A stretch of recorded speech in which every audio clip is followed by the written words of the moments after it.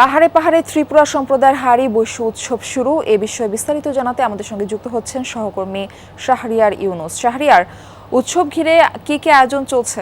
তাদের 3 দিন ব্যাপী উৎসবের সূচনা করেছে এবং আপনাদেরকে দেখানোর চেষ্টা করছি যে এই যে একটি ছড়ার পারে তারা জড়ো হয়ে তাদের ঐতিহ্যবাহী সাজ পোশাক নিয়ে তারা জড়ো হয়ে এখানে ফুল পূজা করেছেন এবং সেই ফুল ছড়া পানিতে ভাসিয়ে দিয়েছে।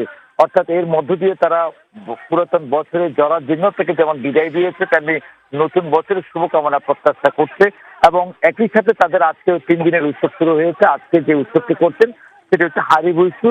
আগামীকাল করবেন তারা বৈশুমা এবং তারপরের দিন বিচি কাতাল নামেই তারা এই 3 দিন ব্যাপী উৎসবটুকু করবেন এবং এটি তাদের একটি আদি প্রাচীনকাল থেকে তারা এই উৎসবটি করে আসছেন এবং এই উৎসবের মধ্য দিয়েই তাদের কৃষ্টি সংস্কৃতি ঐতিহ্যকে তুলে ধরা হয়। এই ঠিক বছরের এই সময়ে যে বর্ষবরণের উৎসব বা অনুষ্ঠান থাকে সেই উৎসবকে ঘিরে পুরো পাহাড়ে ব্যাপক আয়োজন থাকে, তাদের ঐতিহ্যবাহী খেলাধুলা থাকে, তাদের ঐতিহ্যবাহী পোশাক পরিচ্ছদের একটি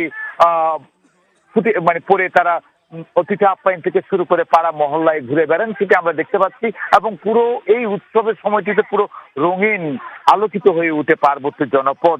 এবং এই উৎসবে আমরা আরেকটি জিনিস দেখতে পাই, এই উৎসব চাকমা মারমা ত্রিপুরা সম্প্রদায়ের হলো এটি পাহাড়ের সার্বজনীন উৎসব নামে পরিচিত হয়ে আসছে এবং এটি পার্বত্য চট্টগ্রামের চাকমা মারমা ত্রিপুরা বিজু সাংরা এবং বৈশু রয়েছে। মারমা ত্রিপুরাদের যে বিজু সাংরা এবং বৈশু রয়েছে, এটি মূলত পাহাড়ের অন্যতম একটি উৎসব, সামাজিক উৎসব। একই সাথে এটি চাকমা মারমা ত্রিপুরাদের ঐতিহ্য সংস্কৃতির একটি অবিচ্ছেদ্য অংশ হিসেবে আমরা সেটি দেখতে পাই এবং এই উৎসবটি পাহাড়ে খুবই সার্বজনীন হয় এবং এই উৎসবটি পাহাড়ে বসবাসরত সকল জনগোষ্ঠীর একটি সম্প্রীতি শান্তি সহ অবস্থানের মিলন মেলায় পরিণত হয়, সেটি আমরা দেখছি।